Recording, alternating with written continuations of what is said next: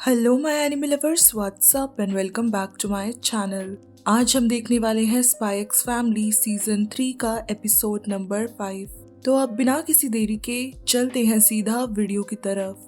Your Forger ने अपने दिन की शुरुआत एक नई एनर्जी के साथ की। जब वो बाजार जाने के लिए निकली तो उसके मन में दो छोटी सी जिम्मेदारियां थी। एक आन्या के लिए चाय के साथ खाने वाले क्रंची स्नैक्स लाना और दूसरी उस अमेजिंग केक को ढूंढना जिसका वादा डैमियन ने आन्या से किया था। आन्या और डैमियन के बीच बनती दोस्ती के बारे में सोचकर उसे खुशी हुई, पर साथ ही उसे ये गिल्ट हुआ कि उसकी ट्रेनिंग के कारण आन्या ने डैमियन को स्कूल के पहले दिन पर ही पंच कर दिया था।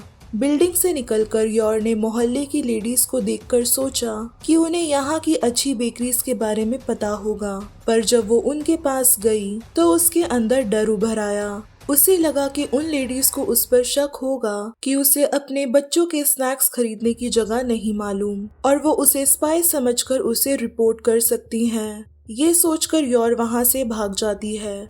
योर की जिंदगी बाकियों से काफी अलग थी। उसका असैसिन होना उसके लिए काफी कठिनाइयों भरा था, जिसके कारण उसे बाकी लेडीज जैसा नॉर्मल बिहेव भी करना नहीं आता था। हमेशा से उसकी ख्वाहिश थी कि उसकी एक फैमिली हो। अब उसका ये ख्वाब पूरा तो हो गया था, लेकिन उसे हमेशा यही लगता था कि वो कभी भी नॉर्मल मदर जैसी नहीं बन पाएगी। निराश होने के बावजूद भी वो खुद को संभालती है और एक बार फिर जोश के साथ डिपार्टमेंट स्टोर में घुस जाती है। अकेले होने के कारण वो काफी कंफ्यूज्ड और नर्वस थी। जब उससे एक सेल्स गर्ल ने पूछा कि वो उनकी बेस्ट आईब्रो लाइनर ट्राई करे तो योर को समझ नहीं आया कि आईब्रो लाइनर क्या होता है। उसे लगा कि वो आंख निकालने का औजार है। नॉर्मल एक्ट करने के लिए वो सेल्स गर्ल को ये कहकर आगे बढ़ जाती है कि वो यहाँ पर केक्स खरीदने आई है, उसे वेपन नहीं चाहिए। योर को अब इस बात का डर सता रहा था कि अगर यहाँ पर वेपन्स बिकते हैं तो फिर तो यहाँ पर किसी ने ट्रैप्स भी बिछा रखा होगा।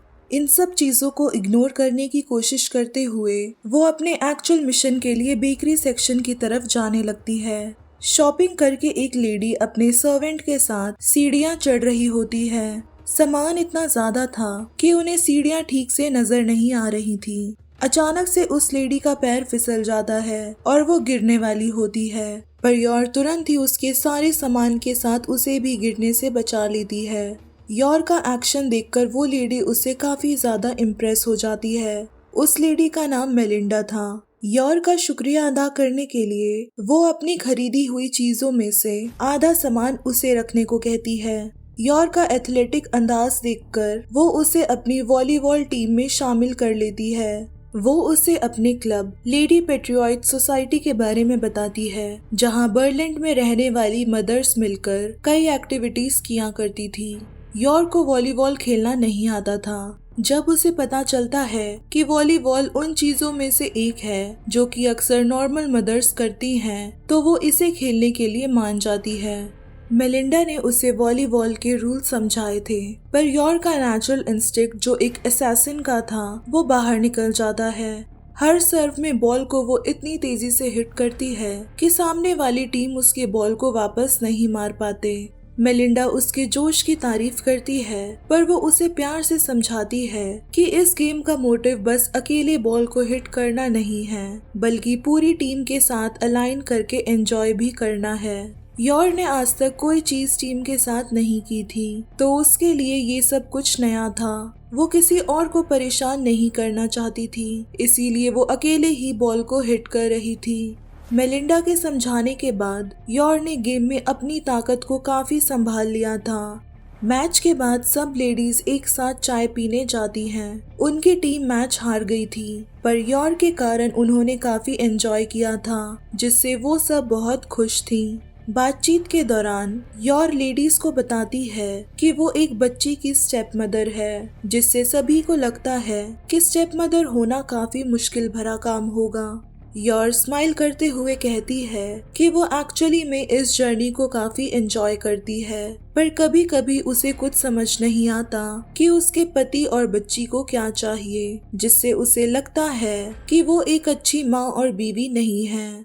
लेडीज उसे सांत्वना देते हुए कहती है कि ये सब चीजें बिल्कुल नेचुरल है। उन्हें खुद ये समझ नहीं आता कि उन्हें अपने बच्चों से क्या बातें करनी है। इसलिए ही उन्होंने ये क्लब बनाया है जहाँ पर सब मदर्स इकट्ठा होकर प्रॉब्लम शेयर करती हैं और एक दूसरे को एडवाइसेस देती हैं। मेलिंडा यॉर्क को अपने ग्रुप के आगे के मीटअप्स में शामिल होने को कहती है। यॉर्क के दिल में खुशी थी कि उसे कोई गाइड करने वाला मिल गया है, जिससे वो मेलिंडा की बात मान जाती है।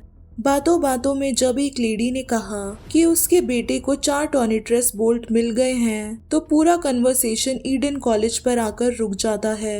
यॉर्क उन्हें बताती है कि उसकी बेटी भी ईडन कॉलेज के क्लास 3 में पढ़ती है।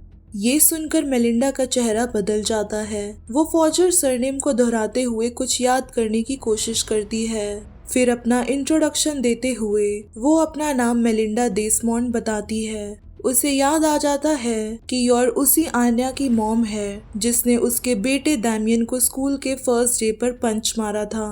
मेलिंडा इस बात को बच्चों की शैतानी कहकर टाल देती है, बट उसके एक्सप्रेशंस कुछ और ही बयां कर रहे होते हैं। वो नेशनल पार्टी के लीडर डोनोवन डेसमोंड की वाइफ थी, जिसके कारण वो खुद भी एक वीआईपी पर्सन थी। यॉर्क जो अभी तक उससे इतने कैजुअली बात कर रही थी, उसे इन सब चीजों के बारे में नहीं पता था। मेलिंडा का स्टेटस जाने बिना ही उसने उसकी हेल्प की थी, जिसे जानकर मेलिंडा और बाकी की लेडीज उससे और भी ज्यादा इम्प्रेस होती है और वो यॉर्क को उनके क्लब का परमानेंट मेंबर बनने का ऑफर देती हैं। घर ड्रॉप करते हुए वो कार में यॉर्क से कहती है कि डैमियन अपनी स्कूल लाइफ काफी एंजॉय करता है और वो इस बात से काफी खुश है कि आन्या डैमियन की फ्रेंडशिप बढ़ती जा रही है। शाम को घर लौटकर यॉर्क लॉयड को मेलिंडा के साथ हुए इंटरेक्शन के बारे में बताती है। लॉयड भी इस बात से शॉक होता है कि डोनोवन की वाइफ के साथ यॉर्क की ऐसे अचानक फ्रेंडशिप कैसे पॉसिबल है, क्योंकि ये उसके प्लान का हिस्सा नहीं था। वाइस के रिकॉर्ड्स के मुताबिक मेलिंडा डेसमोंड एक हाई रिस्क लो रिवॉर्ड टारगेट मानी जाती है। ऐसी लेडी जिसका अपने परिवार खासकर डोनोवन डेसमोंड से संबंध बेकार हो चुका था। उसके पास कोई खास पॉलिटिकल इन्फॉर्मेशन भी नहीं थी जो मिशन में काम आ सकती थी। लॉयड ने कुछ पल के लिए ये भी सोच लिया कि शायद यॉर्क और मेलिंडा की मुलाकात किसी ने साजिश के तहत करवाई हो, क्योंकि उन्हें लॉयड के स्पाई होने पर शक हो गया हो। आन्या लॉयड के माइंड में चल रही बातों को शांत करवाने के लिए ये चीज खुद पर डाल लेती है कि उसके स्नैक्स के लिए ही यॉर्क डिपार्टमेंट स्टोर गई थी, जहां वो डैमियन की मॉम से इत्तेफाक से टकराई थी। यॉर्क के दिमाग में अभी भी लेडी पेट्रोइटिस सोसाइटी की लेडीज के साथ बिताए हुए पल घूम रहे थे। उसने सोचा कि अगर वो मेलिंडा से दोस्ती बनाए रखेगी तो शायद अपनी पत्नी और माँ वाली लाइफ को मजबूत कर सकेगी।